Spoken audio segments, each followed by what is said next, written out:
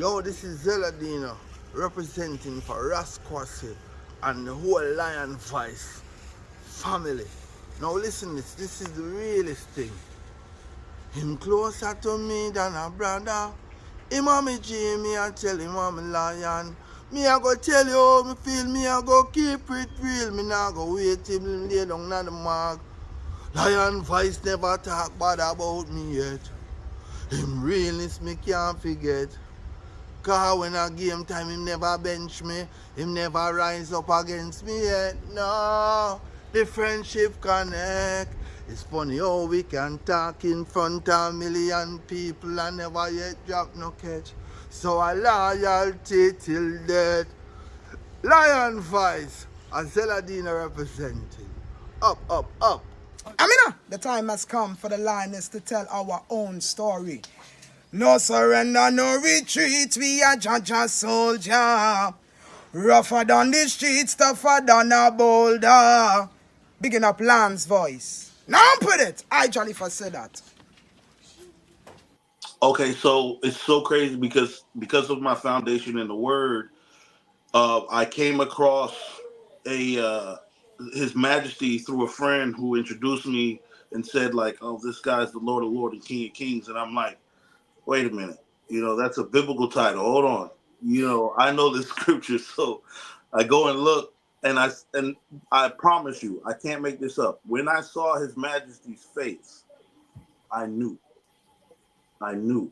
Because when you read the word and you see the characteristics and the mannerisms and the spirit of His Majesty with your eye, right? You come to the divine awareness that can't be explained. There aren't words that can utter my first contact or experience coming to see His Majesty. But I just knew, like, that's him. I would say, how, okay, the first time I heard Jay-Z and Nas battle each other was such a magnificent experience that it made me want to learn more about them. But I was sold the moment I heard them go at each other. Seeing, so I was sold the moment I saw His Majesty's face. Yes. But I was now reconfirming every day. Okay. I mean, digging. I mean, I'm so thankful for the journey. I can't express. There's no words utterable that this divine revelation was brought to me, because the word says many are called, but few are chosen. Yes. And in order to be chosen, you have to be ripened. See, if I'm looking for fruit on a tree and it's unripe, I'm not going to choose it. But when it's ripe and prepared, I'm going to pick it, So I was developing at this time and ripening in spirit and in the divine revelation of His Imperial Majesty. And each divine revelation just blew my mind so much and just kept pushing me forward. See, when you find something to be false, and then, false again, after you go fact check, you start to go, maybe I'm going in the wrong direction. See? But everything that I found about His Majesty was backed with history, with testimony, with witness accounts, with visual, seeing. So I always thought to myself, we base our faith on Christianity on people we've never met, we've never interviewed, we've never heard talk, we've never even seen their face. See? We base our faith, our life, we'll die for this. And yet here it is in our modern time and era. We have witness testimony that we can hear. We have His Majesty on the front lines shooting airplanes out of the sky that we can see. We have pictures. We have His divine word sound. That is if the utterances of His Majesty don't move you, then you may not be connected to the spirit the way that you think. Yeah, so you have this Prince of Peace, like you said. He's the world's foremost statesman. Now think about this in the chronological history of Ethiopia. He's one of the first to leave the country. Yes. So imagine the honor that they would represent their country for the first time with Ras Tafari. Exactly. Right? And he's not just going out and meeting lay people. He's going out and meeting the movers and shakers of the planet. You have this major conflict that is just growing and growing. Eventually taking place in the heart of Ethiopia when all of these different forms of technology are first integrating. You have the advent of the airplane, the automobile, radio. His Majesty was in the first news picture, color picture in world history. So he was the light that came into the planet. You know what I'm saying? If you overstand, National Geographic, yeah. Yes, so you have all these things happening. Why are they happening in, what do they call it, the 20th century? This means 2,000 years, around the 2,000 year mark from Christ's birth. Now, all of this is happening. Remember, Christopher Columbus sailed the Atlantic Blue in 1492, right? Right when Spain had reconquered Spain from the Moorish kingdom. Here comes a Moorish man bringing Columbus to the shores of America. And they begin the transatlantic slave trade as soon as they bring slaves there back to Spain for this charter and for more monies and for, and so Christopher Columbus is born in gets there in 1492, and His Imperial Majesty is born in 1892, exactly 400 years from the beginning of slavery. And his birth, when he's coming into the world, he's defeating death from birth. 8 miscarriages. And His Majesty is now overcoming death from birth. And this cannot be taken lightly. And I love your book and the intro, because it was so phenomenal how you laid the foundation of His Majesty's birth and about the divine timing of him overcoming. It was even labeled the evil days. Yes, exactly. See, His Majesty overcame death from birth. In my opinion, the modern Hebrew Israelite movement has essentially juxtaposed, if you will, Esau as the progenitor of white, which is fascinating because I thought it was Japheth that was the progenitor of white last time I checked, right? Yes.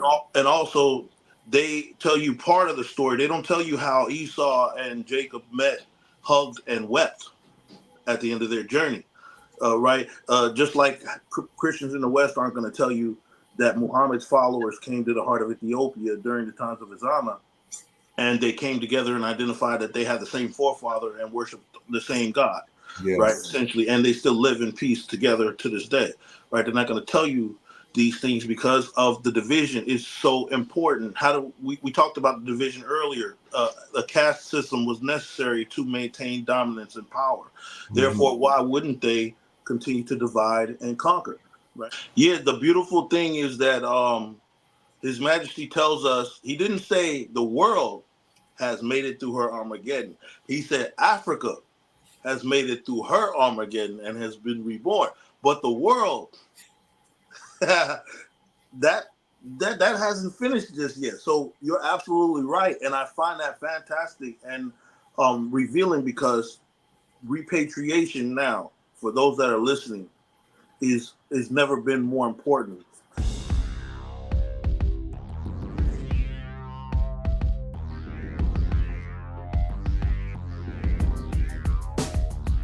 Well, lion voice, tell them that's the people first choice. Lion voice, make the lioness them feel nice. Lion voice, with the lion cubs we sacrifice. Lion voice, got to show the people them the life. Lion voice.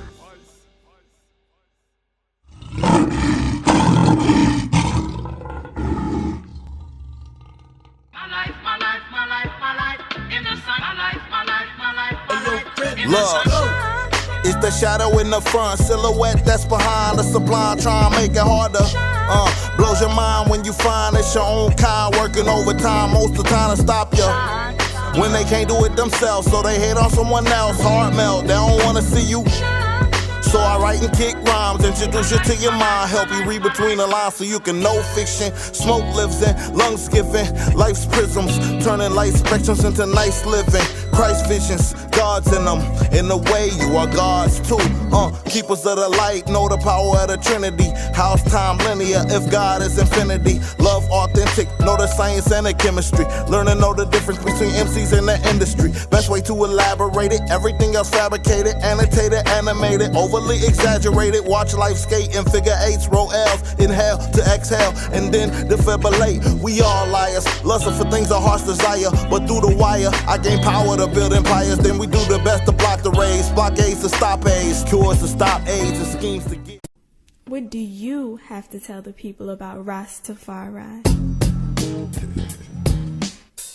Light to the world.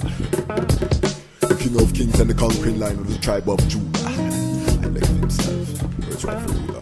Hey yo, yeah. Hail them high, hail the black king on the 23rd of July. So tell them guy who praise God up in the sky, it's a lie. The Almighty living on your night. From ancient time them a try. Them Romans know them just open them suit and ties. Criminals ain't got no alibi, they stole my people. Then them come without them genocide. Are you talking about slavery? Them couldn't kill. The lion will come conquer Judah tribe. Cool. Go through tribulation, and I strive, see sufferation, and I still rise. That's why we tell them in America, live Rastafari in every ghetto area. We come to tell them in a Toronto, straight at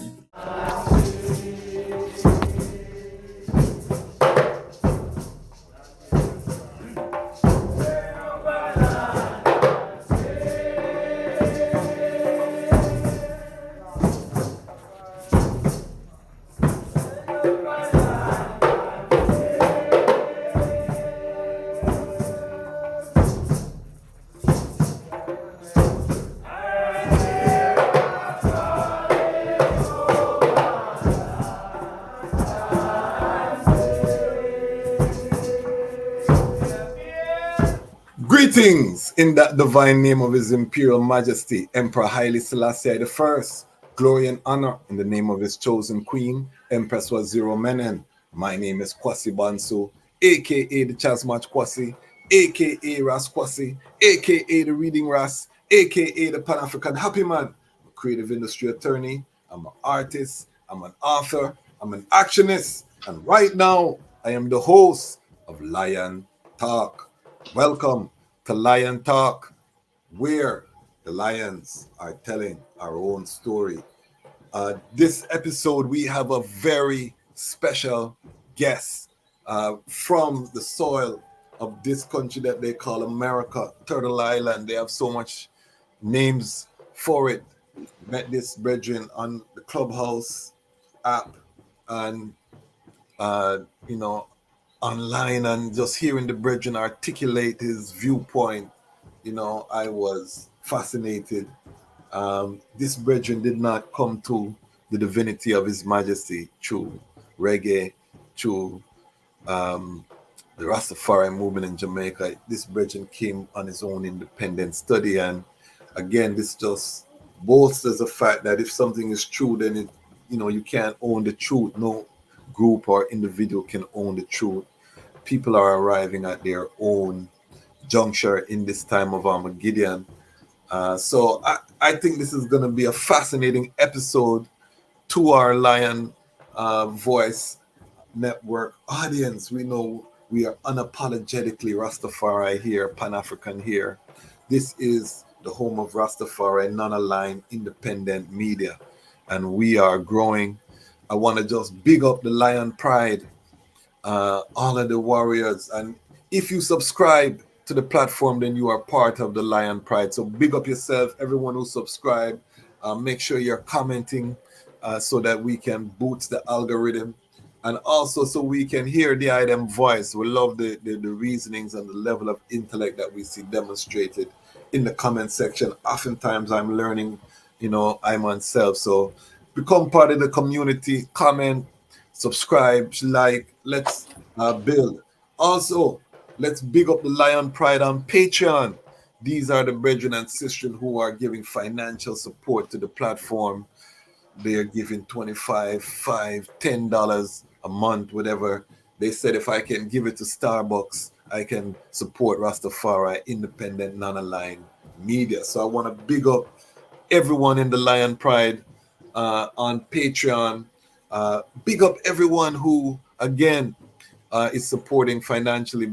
And I encourage the family, just come on board. We want to build this platform into a global platform. We want to create all types of content, from documentaries, animated film, you name it, from a Rastafari worldview. It's important that we start to control the narrative in this hour. It's crucial, as a matter of fact. So, like I said, big up all of the visionaries that are early. We have 15 Fire Angels. Big up yourself, Sia and Missio. Say, Gideon. Also, big up the Ubuntu Lion Pride. The Ubuntu Lion Pride. These are the brethren and sisters who have gifted over $50 to the channel. They may not want to do monthly, but they are still supporting IRAS productions and promotion. Big up yourself, IRAS, in kick off that part there. But I've talked to several brethren who say they can maybe support monthly, but they want to give us strength. So if you go over 50 US, you get on the Ubuntu Lion Pride. These are, I am because the I is one order. So big up yourself, IRAS, and Ramia King Design. We also have the Haile Selassie Ethiopia Volume 1, Rise of the Priestly Warrior Kings. Buy your copy. We have autograph copies you can get off of the website. All of these things are part of the creative ecosystem model that we are developing. And we want to help to spread this model to all of our creatives, because yes, we're doing great works, but we also have to monetize and ensure that the economic base is stable, so that when we connect as a family, everything will be mighty. We're getting to the part of the movement where we need to start doing development projects, schools, hospitals, health centers, them things that cost money. So as a Rastafari man, we have to rise and shoulder this responsibility. They them know the thing go. All right, family, housekeeping is out of the way. Now I get to introduce a great power I see rising in terms of knowledge. We're going to go deep today, family. This one, I've been looking forward to this. I've told the brethren from time I want interview the eyes. So this is a long time coming. I want the item. Give us a warm welcome for I and I, brethren, Ras Royal. Blessing, Ras Royal. Blessed, my life. Thanks, brother. And greetings. How's everything with the eye? I'm blessed. I'm giving thanks to the Most High for continuing to guide my path into His Imperial Majesty's ways. Every day, something new is revealed, a divine mystery, a spiritual awakening. And the eye, Dejismach, thank you so much for having me on your show. It's just a blessing. People don't understand, the ripple effects that happen when you throw a stone into a lake. It just goes crazy. So blessing to the eye. Yes. And the eye as an artist, we're going to get into that. We're overdue some collaboration on the artist side too. So we'll talk about that down the line. But I want to just start with, where were you born and your journey to this knowledge of His Majesty and Rastafari? Yeah, so I was born in Clark County, Las Vegas, which is unreal, and because when I was born into an occult, and it's fascinating how all of the members, all of the children that we were with had different names. One was Magic, one, these magnificent names, but also indicative of what they were involved with, right?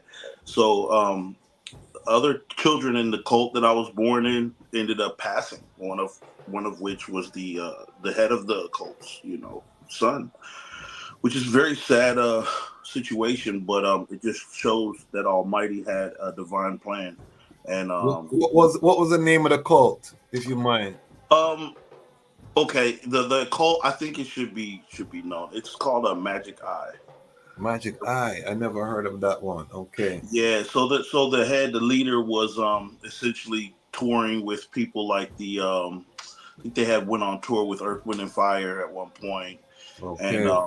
the head of this occult was essentially trying to paint himself as God or as someone that needs to be worshipped and revered, and he had essentially started to take on wives, multiple wives, and it just became um, a conflict of interest for my parents, who were Okay. young and who were amiable and impressionable, and these when you're trying to become or get into the industry, a lot of times we take down our guard in order to be received and welcomed by people we think are better than us or more knowledgeable or were more in a position to put us where we desire to be. So essentially, my mother and my father got the idea.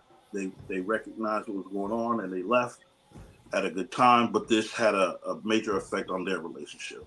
Okay. So, mhm. So in terms of growing up, uh, do you have all of your lineages from America?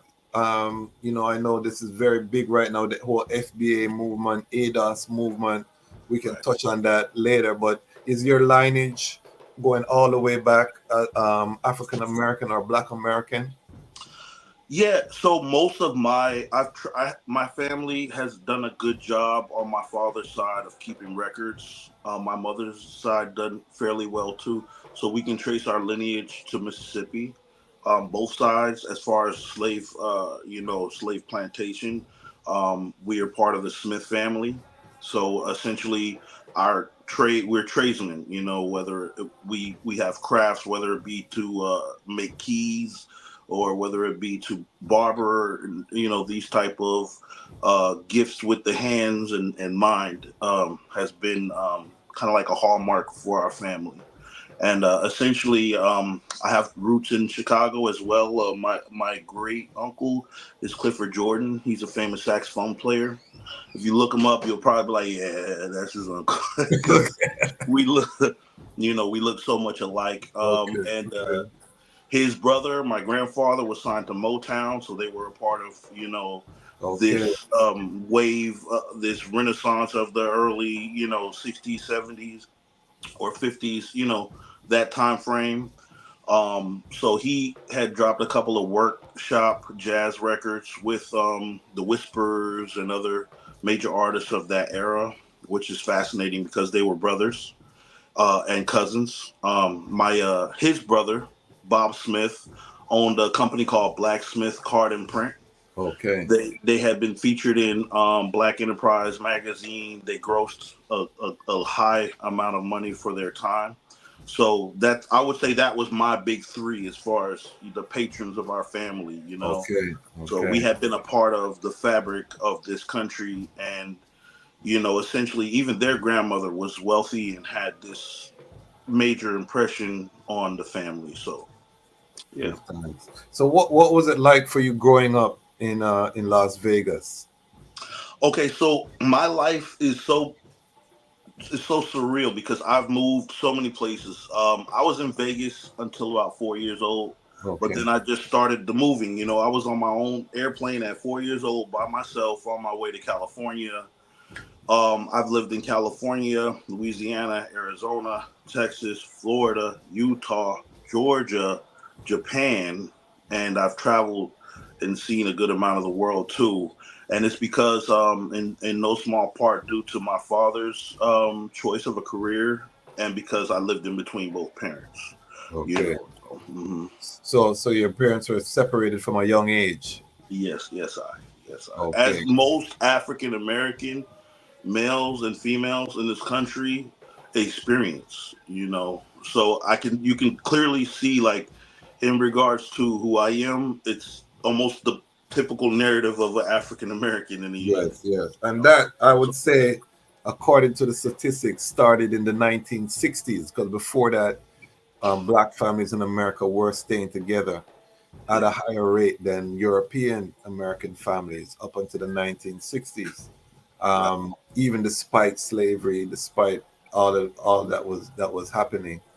You know what I mean? So, but yeah, definitely, I think it's up to almost 70% of children are born into single parent homes currently. So, very serious, systematic. But I would argue that the same is true in the Caribbean as well. So, you know what I mean? And South America probably has similar statistics that all of us in this Western sojourn have, you know, the family has come under attack. But we'll get there. So talk to us about what was high school like, teenage years. What were you dealing with in terms of your spirituality at that time? Where were you? Where did you spend your teenage years when you were becoming a man? So I want to say ninth grade, I went to a junior high. So essentially, and a high school because I moved so much. So let me think back. Ninth grade, I was moving from Louisiana back to California that summer. And then I ended up moving. My dad got up, left his ex-wife and my stepsisters, and we moved to Arizona. We moved to Scottsdale. Okay. We were there for half a year, and they had a racial riot. And go look this up. It was at Coronado High School, the Dons. You know, the population must have been like 7 black kids, you know, and one of them, he just happened to be a pretty arrogant guy. You know, he was the jock of the school. You know, he played all the athletic programs. And make a long story short, a white guy showed up to school with a Confederate flag on his head. And this guy, Lance, snatched the flag off his head. And you wouldn't believe how many racist white kids went to that school until they seen that happen. Because the entire cafeteria stood up, and it got so bad, like it made the news. These white guys were showing up to school cutting their hair bald with the independent flag shirts, and it just got really bad. So my dad got up and moved us to Washington, where my aunt, who worked for Boeing, I think she grossed upwards of $250 or $300 a year at the time, had a beautiful house, 3-story, you know, bath bedroom house. So we moved there, and we got another start on life, and things were really good in 99, 2000 timeframe. But that kind of came crashing down with the September 11th, which is there's a whole story here. It comes together bit by bit. So you were one of the only black kids at that school during that riot time, is what you're saying. Were you impacted? Were you fighting? Did you have to fight with the brethren there, or did you move? Or how did you navigate that? Okay, so I knew the brother Lance from around the way, but I did not know him that well. And I personally felt like it was something ignorant. It was rationally a response to racism. But however, I believe, a strong believer, you have to pick your battles. We got 6 of us and they got 300 of them. And you want to initiate something without planning, then you have to take liability and responsibility for your actions and choices. Now, if you're my man's 100 grand and we in and out every single day, that's a different story. But I didn't even know the brother. We must have talked once or twice. Okay. And as much as I would have desired to hold the brother down, the stuff took off before I even got a chance to respond. The cafeteria was just going crazy. Okay. So, was no way I would run over there and 200-300 people and stop whatever was going to happen. So.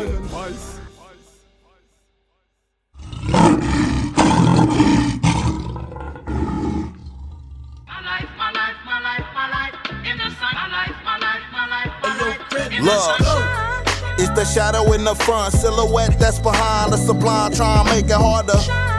Blows your mind when you find it's your own kind working overtime most of the time to stop you. When they can't do it themselves, so they hate on someone else. Heart melt, they don't wanna see you. So I write and kick rhymes, introduce you to your mind, help you read between the lines so you can know fiction. Smoke lives in, lungs giving, life's prisms, turning light spectrums into nice living. Christ visions, God's in them. In a way, you are God's too. Keepers of the light, know the power of the Trinity. House, time, linear, if God is infinity. Love authentic, know the science and the chemistry. Learn to know the difference between MCs and the industry. Best way to elaborate it, everything else fabricated, annotated, animated, overly exaggerated. Watch life skate in figure eights, roll L's, inhale to exhale, and then defibrillate. We all liars, lusting for things our hearts desire, but through the wire, I gain power to build empires. Then we do the best to block the raids, blockades to stop AIDS, cures to stop AIDS, and schemes to get paid, goals to stop goals, and dreams to get played. They philosophy, hypocrisy, this is the new age. While Holy Ghost Spirit pour out like cascades, messages of repentance, cause these are the last days, last days. If you got that light in you, then no matter what they do, stay true, they can never stop ya. Solar eclipse when the earth, moon, and sun all align at the perfect time just to see you. It's that shadow in the front, silhouette that's behind. Let's sublime, try and make it harder. Third eye help you read between the lines, waking, baking, got you pulling back the blind so you could